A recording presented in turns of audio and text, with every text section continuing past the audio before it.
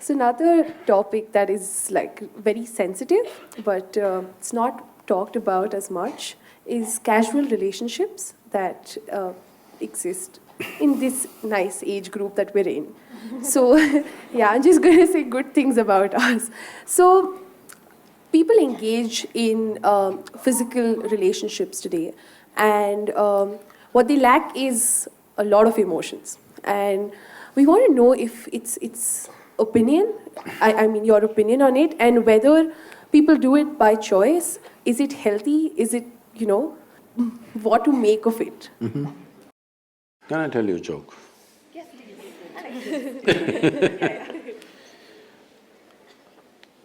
There was one Mrs. Bhatia. No Bhatias? I could change the name. There was one Mrs. Bhatia who was having her 50th wedding anniversary. They had a wedding anniversary, and the next day she filed for divorce. The judge saw the divorce petition. He was also a good family friend.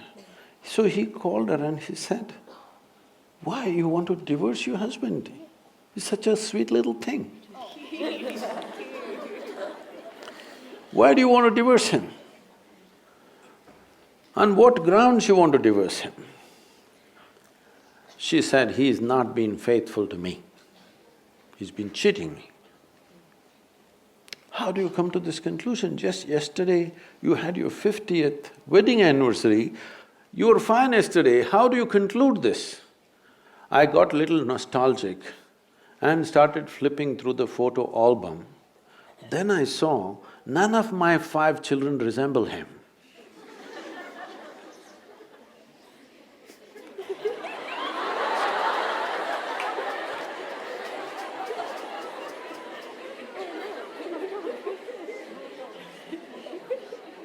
So, right now, do you remember how your great-great-great-great-great-grandmother 10 generations ago looked like? You don't. But her nose is sitting on your face right now. Your body remembers, yes or no? Yes. Your body remembers even the skin tone of your forefathers 1,000,000 years ago, it still remembers, not forgotten.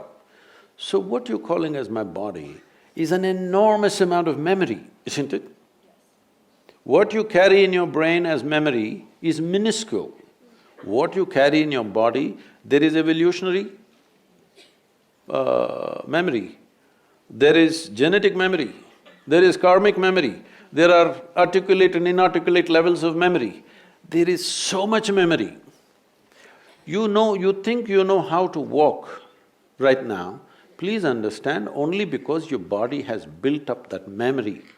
If your body forgets, you won't be able to walk. So, the amount of memory for every simple thing that you do, you know what to eat, what not to eat, how to eat, you must put it in your mouth, not in your ears.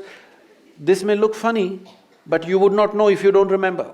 So, your body is a repository of tremendous amount of memory and it's picking up all the time. If you walk from here to here, there may be 50 different kinds of mild smells. You may not consciously notice, but the body is picking it up and it recognizes. All the time it's recognizing, that's how you know what is good smell, what is bad smell, this is this smell, that is… You recognize the different aspects of sound, smell, this, that, because constant recognition is happening. So this body memory, traditionally in this culture, we call this as runanubandha. That means physical memory that you build. You can either consciously build your physical memory or you can simply take in wild amounts of memory and go through lots of physical confusion. So wherever there is impact, I don't know if you still have these things, maybe in your generation is gone, but still there will be people in Bangalore city, if you ask them to… if you try to give them salt, they won't take it, they'll say, keep it there. If you try to give them sesame seeds, they will say, please keep it there. Because they have recognized many substances which can easily carry your memory and it will become mine if I take it. So I don't want to take in memory. This is the reason why generally in this culture, touching each other, shaking hands, these things are avoided. We touch our own two hands and do namaskaram because we don't want to go on picking up memory. Because if I as much as touch this memory, it remembers. You try this with 4 of your friends, you touch their hands. Don't try to consciously remember, every day touch their hands, forget about it. Tomorrow, if that person comes and touches you, you know it's this hand, isn't it? So the body remembers, it's not the mind. The physical body remembers, this is called as runanubandha. When there is a sexual interaction or there is any kind of intimacy which involves thought, emotion and body, the amount of memory that is left in your system is very big. It is from this context they said you must keep this as simple as possible. There are other aspects where in certain tantric process and all they're involving, they are preparing themselves for years to distance themselves from the body in such a way that the body doesn't pick up anything from anywhere. This is being done like a sadhana, not as sexual promiscuity.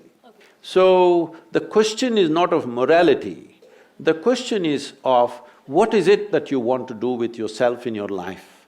If you want to be in such a way that in your life, your inner intelligence will be the most dominant thing in your life, not your physical body, then you must keep the body's memory as simple as possible. This is why simple types of food, people go into very simple kind of food, not complicated. Even now, I eat 1 meal a day and I eat only 1 item in the meal.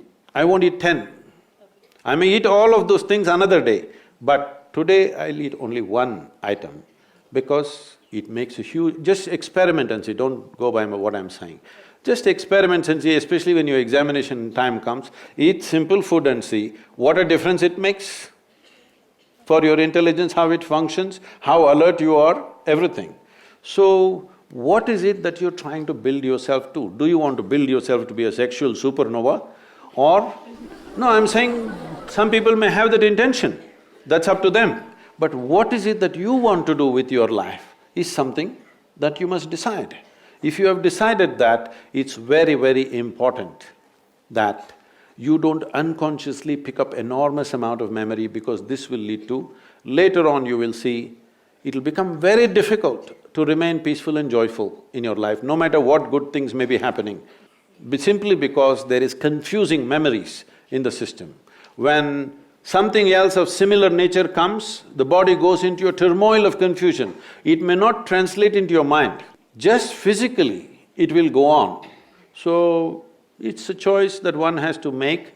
It's not a question of morality, it is a question of living sensibly.